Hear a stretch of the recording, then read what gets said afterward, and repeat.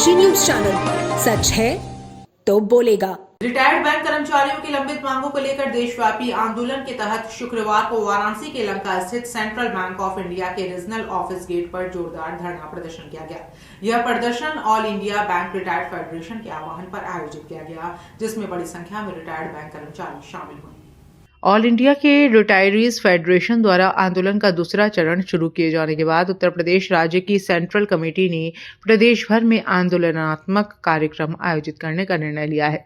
इसी क्रम में all India bank retirees federation Varanasi unit की 21 दिसंबर 2025 को हुई बैठक में शहर के 3 प्रमुख स्थानों पर धरना प्रदर्शन का फैसला लिया गया था।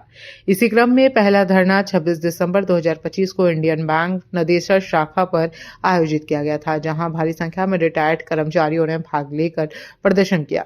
दूसरा धरना शुक्रवार को central bank regional office Lanka में आयोजित किया गया।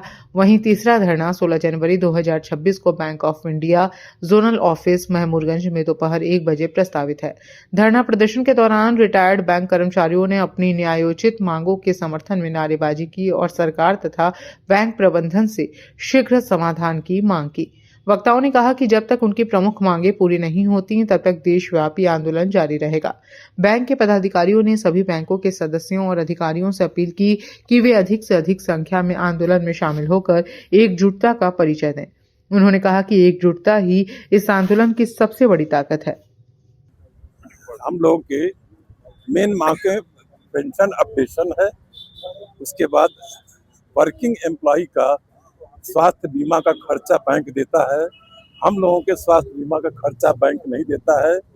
वर्किंग एम्प्लॉय को हायर डीए देता है, हम लोग को डीए कम देता है। हम लोगों को बैंकों का एक रिटायरीज एसोसिएशन है, इंडियन बैंक एसोसिएशन, वो हम लोगों से बात ही नहीं करता है, हम लोग की समस्याओं का समाधान नहीं करता है। तो कैसे हम लोग का समाधान हो? इसी प्रकार की हम लोगों की 5-7 मांगे हैं, जिनको कि हम लोग पिछले 2 दशक से सरकार से अनुरोध कर रहे हैं और नहीं माना जा रहा है। इसीलिए हम लोग को धरनारत होना पड़ा है, प्रदर्शन करना पड़ा है। क्या कारण है कि आपसे वो बातचीत नहीं कर? बस उनका कहना है कि हमारा आपसे कोई संबंध नहीं है, रिटायर हो गए। अरे भाई, हमारा पेंशन आप ही देते हो, हमारे ही पैसे से हमको पेंशन देते हो और कहते हो कि हमारा आपसे संबंध नहीं है, हम आपसे कोई बात नहीं करेंगे। पूर्वांचल की खबरों से जुड़े रहने के लिए आज ही सब्सक्राइब करें हमारा YouTube चैनल डनकाशी और हाँ, लेटेस्ट अपडेट्स के लिए बेल आइकन को प्रेस करना ना भूलें। और आपके पास है कोई जानकारी या है कोई सूचना तो हमारे दिए गए नंबर पर आप हमसे संपर्क कर सकते हैं।